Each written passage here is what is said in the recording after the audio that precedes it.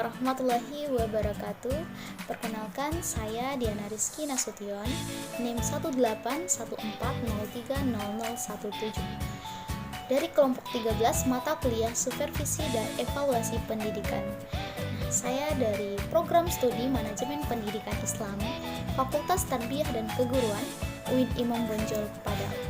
Baiklah, pada kali ini saya akan membahas mengenai materi pengimplementasian evaluasi pendidikan. Selamat menyaksikan.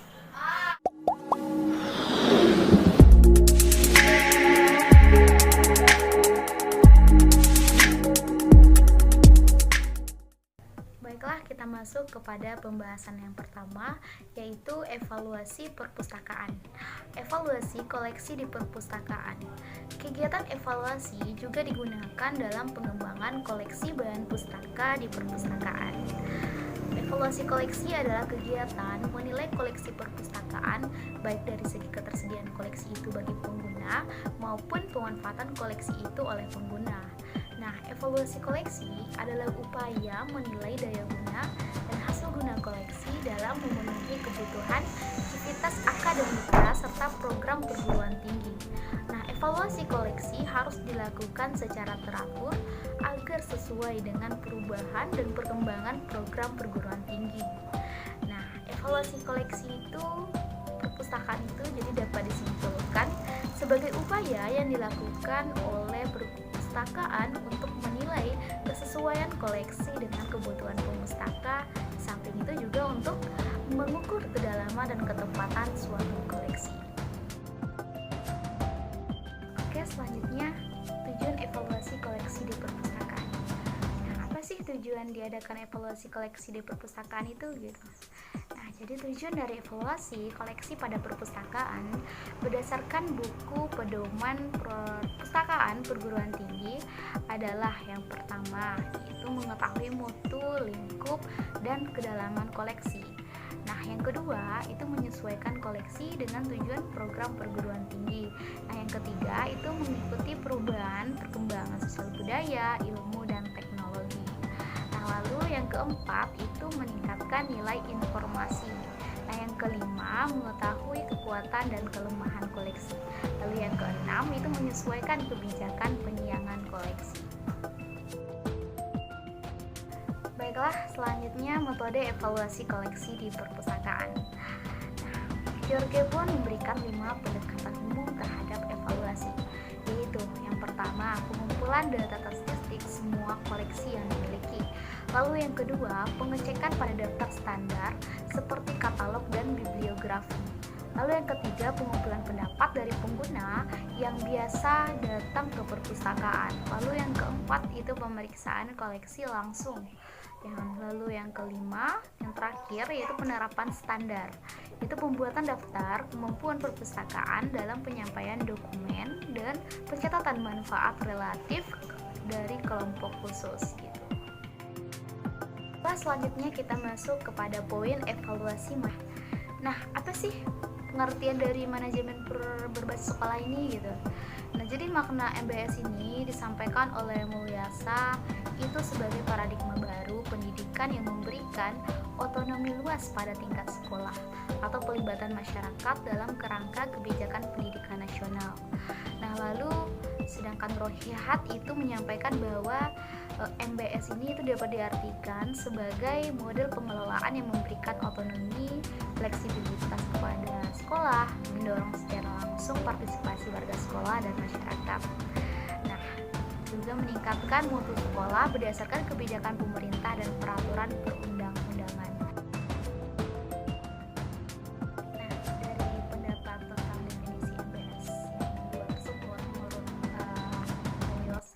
Mulyasa dan Rohihat itu dapat kita simpulkan bahwa MBS adalah pemberian otonomi lebih luas kepada sekolah agar dapat mengelola dan mengerahkan semua sumber daya dan sumber dana, penetapan kebutuhan sesuai prioritas dan kemampuan untuk mencapai tujuan sekolah. Jadi esensi MBS ini adalah otonomi sekolah dan pengambilan keputusan partisipatif untuk mencapai sasaran mutu sekolah. Nah, otonomi dapat diartikan sebagai kewenangan atau kemandirian yaitu kemandirian dalam mengatur dan mengurus dirinya sendiri dan merdeka atau tidak tergantung gitu. Baiklah, selanjutnya tujuan MBS atau manajemen berbasis sekolah ini. Nah, secara rinci tujuan MBS disampaikan oleh Roy Hart adalah pertama yaitu meningkatkan mutu sekolah. Peningkatan diperoleh melalui otonomi yang lebih besar pada sekolah agar lebih inisiatif dan kreatif. Lalu yang kedua, sekolah dapat memanfaatkan sumber daya sekolah secara optimal melalui keluasan atau fleksibilitas. Lalu yang ketiga, sekolah lebih mengetahui kekuatan, kelemahan, ancaman, dan tantangan sendiri. Lalu yang keempat, sekolah lebih mengetahui kebutuhannya.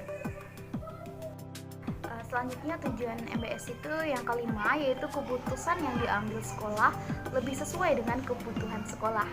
Lalu yang keenam, penggunaan sumber daya lebih efektif dan efisien karena adanya kontrol oleh warga sekolah.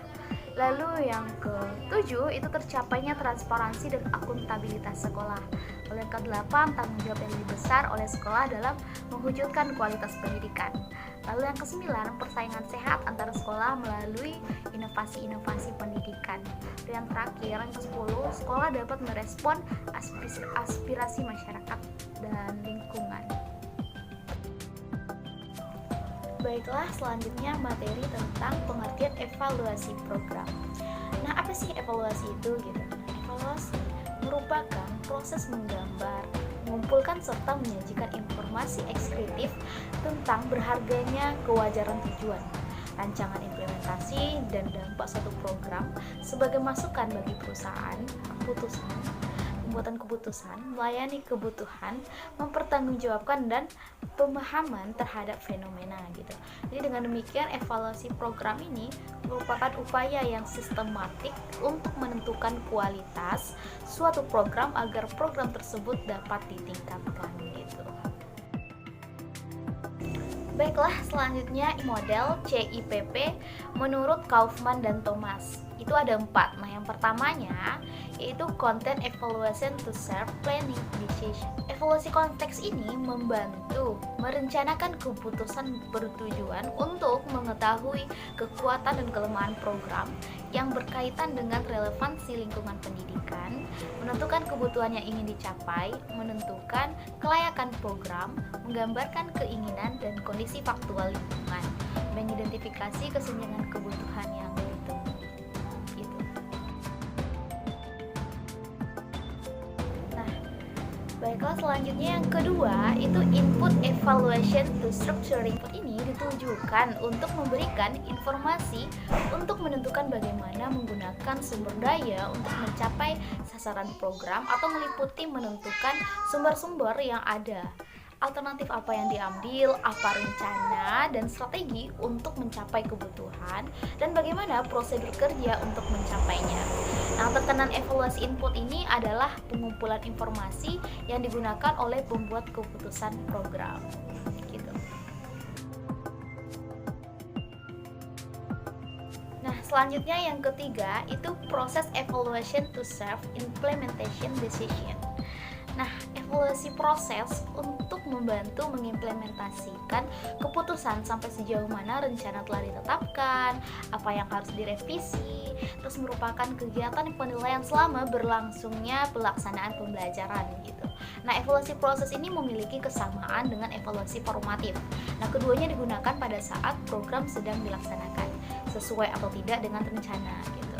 Evaluasi proses diperlukan untuk memberikan umpan balik secara periodik kepada orang-orang yang bertanggung jawab terhadap penerapan prosedur gitu. Nah, baiklah, selanjutnya yang keempat itu product evaluation to serve reaction decision. Nah, evaluasi produk ini itu bertujuan mengukur dan menginterpretasikan pencapaian tidak hanya pada akhir pelaksanaan program, tetapi juga selama program berlangsung. Nah, evaluasi produk ini bisa juga berkaitan dengan hasil dari pelaksanaan program untuk membantu keputusan selanjutnya dan terjadi selama ada atau setelah program selesai dengan menekankan dan pada pengumpulan informasi yang diperlukan untuk membantu keputusan sehubungan dengan program diklat gitu.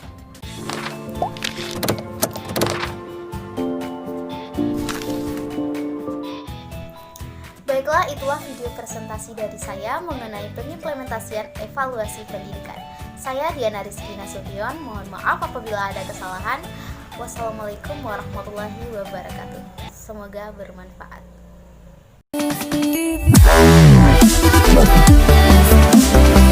Wow.